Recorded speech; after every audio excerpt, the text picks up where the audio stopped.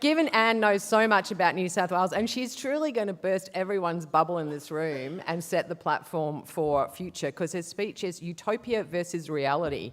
What is data really telling us? Anne, as we all know, is a veteran of our industry and has led the delivery of over 1,000 projects for APC over 25 years. Her passion and her earrings are shining a light on poor waste management in First Nation communities. She founded the charity Waste Aid in 2013, raising more than $6 million to pioneer new approaches to decade-old problems and Indigenous communities. More recently, Annie led the development of Australia's first and only dedicated waste strategy for Queensland Indigenous community. She's done much more than that, but welcome Annie Prince.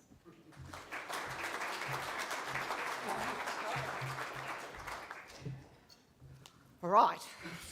Not as expected. So, utopia versus reality.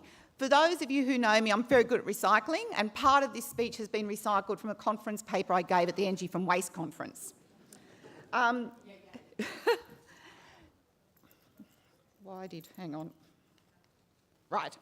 So the two things I'm going to talk about this morning, lots and lots of data, so it's a bit data dense, so hopefully you'll get through it. First of all, curbside, what's in our bins, what are we doing with it, what are the community doing with it? And secondly, the results of the New South Wales C&I audit of what is C&I taking to landfill. So we'll start with the curbside, which is of most interest to local governments in the room. All of this data is from 22-23, so it's current recent data. It's a mix of metro, regional and rural, so it does represent the state, and it's from 17 councils. 3,500 households, 10,000 bins, 219 collections, 6,500 of those bins are from SUDs, 4,000 are from MUDs. We did individual counts of household hazardous items, of CDS containers, of wine and spirit containers. 61 tonnes of waste was sorted to between 33 and 73 categories. I have got the most amazing team of staff who have been doing this for 27 years. And the results, therefore, are representative, they're robust, they are from these councils, they are a snapshot in time. So if you do an audit this week and you do another one in 3 weeks' time, the results may be slightly different, but it's a snapshot in time, and the reason we do audits is to find out what is in those bins. So the generation that we have from these audits is that SUDs are generating about 20 kilos of waste per household per week. Welcome, Tony. MUDs are generating half that amount at 10 kilos per house per week. So the average household in New South Wales on our data is generating about 17 kilos per house per week. It's all colour-coded. Red is the red bin, yellow is the yellow bin, green is the green bin. And as you can see, about half of what is in single dwellings they are generating is in the red bin. About 70% in MUDs is in the red bin. And overall, it's about 50% of the total waste generation is still in the red bin. In terms of what's in that bin, and I'm going to get through this a bit quickly because they've got another slide about what to do, but 27% of what is in the bin is loose food. 12% is containerised food and liquid. So it's there, but the householders have to do something with it. We've got 9% that's non-recyclable paper, so contaminated paper that would be rejected at the mills. 8% is soft plastic and film. 7% is hygiene, nappies, incontinence pads, female hygiene products. We've got 5% that's textiles and about 1.5% that's household hazardous. So where should all that's the red bin, where should it all be? 10% of what is in the red bin should now be in the recycling bin.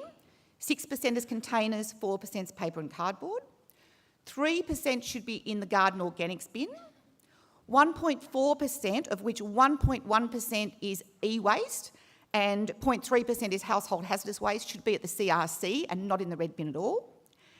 27% is loose paper, which could and should be in a FOGO bin if the FOGO bin's provided. We've got 12% that's containerised food and liquid that has to be decanted, depackaged to go into a FOGO bin. So between 27 and 39% potentially is food waste that could be diverted to a FOGO bin. So this is by proportion, what is in these bins by single dwelling, multi-unit dwelling and overall. Forget about the numbers. What I just want to show you is the proportions are very similar between SUDs and MUDs. So while MUDs produce half the amount of SUDs, what they're producing is very, very similar in proportionality. In terms of recycling, we've divided everything. Most collections now, of course, are fortnightly. Everything's been divided by 2 to work out what it is on a per-week basis. So we're comparing apples with apples. So SUDs, no surprise, produce more than MUDs. Not a lot more, and again, the proportions aren't that different. The interesting thing is that contamination's increasing, and for the very first time, we've identified bagged material separately as a subset of the contamination, because the community in the last 3 or 4 years have really gone to town on putting things in plastic bags and tying them up. Whether it's garbage or whether it's recycling, it's in the bags and it's going in the wrong bins, or it's going in tied up.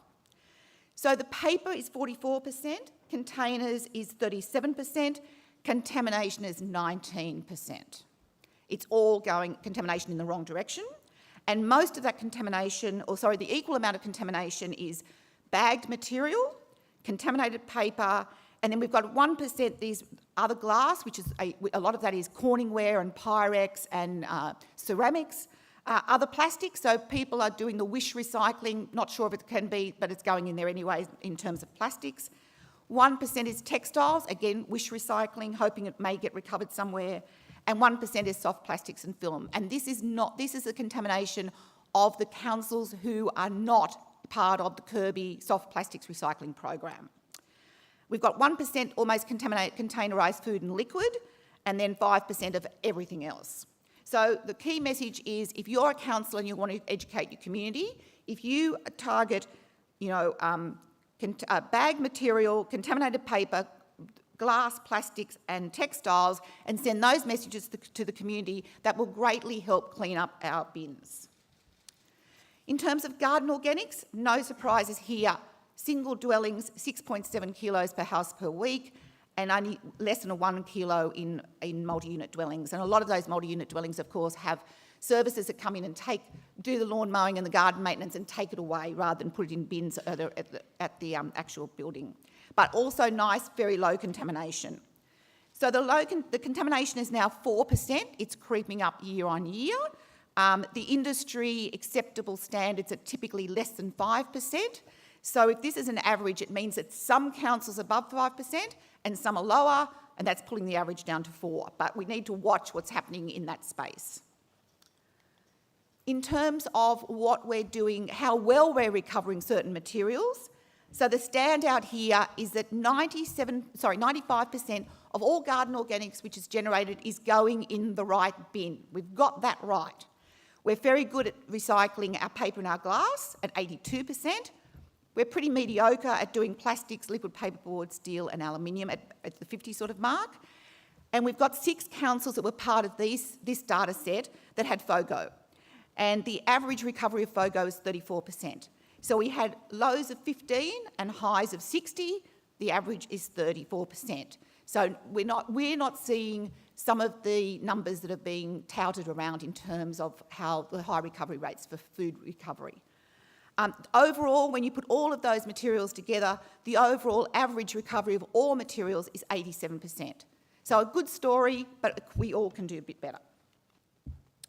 So now we're going to talk about landfill diversion. So this is sort of my 3 scenarios of Utopia. So this is what Utopia looks like through my lens. We are currently diverting 17% of waste from landfill through our recycling efforts, 20% through our garden organics, so we're at 37%. If we were to recover every single bit of recyclables and our garden organics, we'd get to 45. If we could get out 60% of all our loose food, just our loose food, we'd get another 17%. If we could get the community to separate all their textiles and all their CRC items, we'd get another 3%. The maximum we're ever going to get to is 66%, because that's what the bin composition is. So the maximum potential, theoretical maximum, if everyone did everything right all the time, is 66% by our numbers. So now we've got what I call the possible case, which is the same situation, we're still at 37%, but having been the mother of recycling, and recycling we are for 30 odd years, and we still can't get it all out, let's forget about trying to get the rest of it out and say where we are is where we are. And we've just got to try to focus on the food recovery. And if we were to recover 60% of all our loose food, we'd get another 10%. And if we could recover 50% of our textiles and our CRC items, the total maximum we can ever get to is 49%, less than 50. So that's our possible scenario. It's about to get worse. The probable scenario, which is what the data tells me, is that we're still at 37, we're not going to get any more recycling, and if we looked at the recovery figures that we've got, we're going to get maybe 30% food waste out, which will give us another 5%. If we get 30% textiles, we'll get another 1%. So the maximum probable is 44%. So this is the reality. We've had the utopia. I think this is reality of where we are. So something has to change. So in summary, for the curbside story, we've got an 80% target. We're currently at 37. Our probable is 44. Our possible is 49, and our utopia is 67. Our contamination in the recycling is 19%, and bagged material is 4%. Contamination in our garden organics is 4%, and industry spec is pretty much at 5%. We've got 27% loose food waste and 12% packaged food waste that is still in the red bin that we do need to target. So that's the curbside gloom and doom story of where we're at. So now we're going to move on to the C&I audit. So the New South Wales EPA have done 4 C&I audits over the last 20 years, in 2003, 2008, 2014, and then last year. And so for 7 weeks, from July to September last year, I was on the road at 14 transfer stations and landfills, and if you want to cry into your breakfast cereal, spend 7 weeks looking at landfills and transfer stations, and what a wasteful society we are. It is just so depressing. 9 of those facilities were in the MLA, 3 were in the regional levy area, and 2 were in the non-levy area. We visually assessed over 1,500 loads to 50 categories. We extracted over 3,500 plastic bags and sorted those to 165 categories. So in total, we assessed nearly 4,000 tonnes of material and 16,000 cubic metres. So this data will inform the EPA's future policy and planning programs. The outputs of this study is a model that's gone to the EPA, a dashboard which we're going to show you, and there will be a short-ish report compared to the 472-page report that we produced in 2014. So you won't go to sleep. So what did we find? So we found that loose material delivered, C&I only, is 55%. Bagged material is 45%. So the amount of bagged material has substantially increased from what it was. In terms of the generation by material, there's 5 materials that make up 80%, so it's the 80-20 rule. And the top materials that we saw going to landfill are organics at 25%, residuals at 16%, so this is residuals that have already been through a MRF or an AWT or some primary facility for processing. Plastics, 15%, paper and cardboard, 13%, and aggregates, masonry and soil, 8%.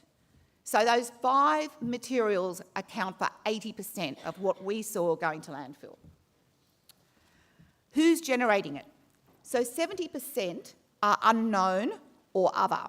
And these are the front lifts and the rear lifts, the loads that come in from multiple sources, and we don't know where those sources are. And the drivers may have 5 customers or 55 customers on board. So of the customers that we do know that were single source deliveries that we interviewed, 23% of those come from another 5 categories, which were manufacturing, admin and support, which includes a whole diverse range of businesses, public administration, which is government, the retail sector, and then specifically shopping centres.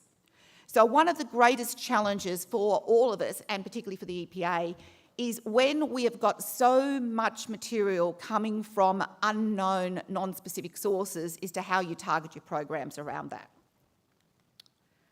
In terms of recoverability, of what we saw going to landfill, 41% could and should be recovered now and shouldn't be going to landfill. 48% is potentially recoverable in the future when we have more new expanded technology and facilities. And in our definitions and the EPA's definitions, probably 12% is not recoverable at all through any type of process. So of the recoverables now, what are those top 5 materials? And this is sort of beggars belief in a way. Paper and cardboard, organics, plastics, aggregates, masonries and soils, and metals. They're the commonly recyclable things, and yet they are still going to landfill in drastic numbers. So instead of producing an 800-page report, what we've done with the EPA is produced a dashboard. So you can interrogate the dashboard and find out what you want to know yourself. It was developed by our project director, Patrick Arnold, who's now going to do a demonstration. So just to give you an idea of how you can interrogate the data, the report and the dashboard will all go live on the EPA website in July. Watch this space for when it becomes available. So over to you, Pat, I can't control anything from up here, so Pat's got the controls down the back. Yes, I'm in the background, but thanks, Anne. So Anne and I share a very similar passion, collecting data and making sure we can bring it together in a meaningful way. It's a tough job, especially with a project such as this, the C&I landfill waste audits. But to effect really good change, we need to look at the end, which is the waste in the landfill, which we audited, to fix the start, which is the product design. The problem is we've collected a wealth of data so our sector can use it, but how can they use it? And that's why we've developed this tool. Usually my role is to understand the story we want to tell in the data for our clients, but since everyone can potentially leverage this data, we needed to develop something for everyone. So what we have now is a tool where everyone can easily explore the data and gain specific insights for their own needs. I'm excited about this because it's a step towards breaking down siloed data to affect real change, and we can only build and improve from here. So to give you a quick demo, you can see here about the overall audit that we've done. We have 55%, which is loose material, and 45%, which is garbage bags. We did a significant audit on the garbage bag data, up to 148 categories. We also conducted a regional analysis based on over 1,500 visual assessments. So in here, you're able to click into our regional analysis and explore this yourself. And this provides you with an interactive tool to click on the level of recoverability and explore this information yourself. So you can see what sits under those categories and use it for your needs.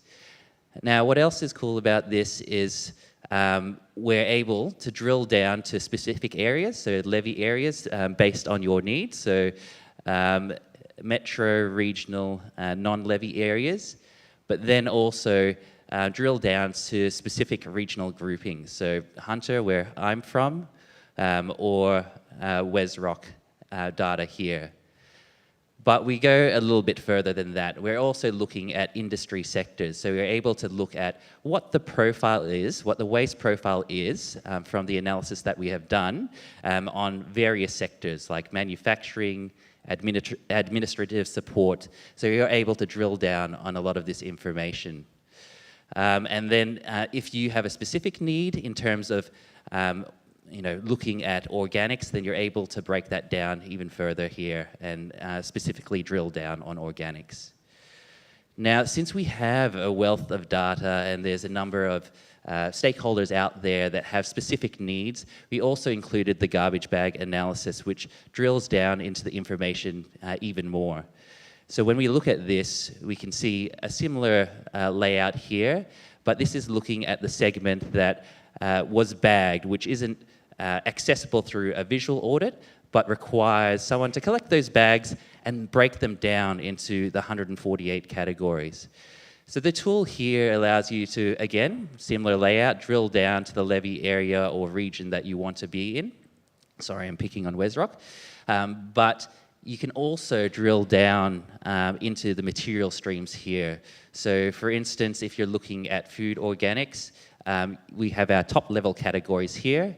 You're able to drill that down even further, and then once again, even more, depending on what your needs. This might not be for everyone, but we wanted to make sure that we give the level of granularity that has been available to us to everyone else. It also allows you to specifically look at specific areas and focus on drilling down on that area as well. So what that food organics portion was made of, unpackaged, packaged, and liquids. We also slice and dice this in a number of ways, understanding what organics versus non-organics is, what packaging versus non-packaging is, and then also selectively looking at the industry sector comparison.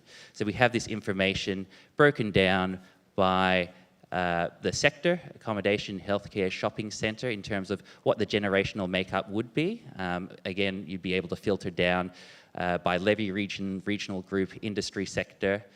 And then you can also cut it in a number of different ways, looking at leviable regions, organic versus non-organic, packaging versus non-packaging. And then it also allows you to play around with it as you wish by clicking on these elements and allowing you to filter down what those compositions are. So we're just at the start of this, and I'm really excited because this provides us with a real great building block to providing data to everyone so that they can ask the right questions to solve the big problems that we have today. So as Anna mentioned, we're looking to release this in the early new financial year. So we'll be welcoming all the feedback and hoping to get any feedback that will help build this into something great. Thank you. Thank you, and thanks everybody. I just want to ask you a couple of questions. So that is just the C&I. Yep. 4,000 tonnes, we make about 2 million. How statistically accurate or representative is that? Within the bounds of time and budget, it's as representative as we are going to get. Well, that's a good consultant, Katie. All right. And I noticed 9.2% nappies. So is that a classification issue, or is it representative of hospitals, or we're doing mixed loads? Do you think? That's the bag data. So that's where all the nappies are in the bags. So it depends. We can filter it down, as Pat said, by different sectors to see if it's coming out of healthcare, whether it's coming out of shopping centres, where it's coming. That's all. Or households. Well, this is not households. This is all C&I. Except we know that some councils potentially have high rises as C&I, depending how they're done. We interviewed every driver, and we only took loads that were specifically only in all C&Is. Okay, cool. That's really interesting. Hey, one other thing though, you don't get away that easy. The 4% FOGO contamination, was that physical contamination by weight? Yeah, everything's by weight. So that doesn't include chemicals or anything else. So there's just no weight. way. Any FOGO operator in the room happy to live with 4% physical contamination? Nope. All right, that's our big challenge, hey? Yep. Thanks, Annie. That was awesome.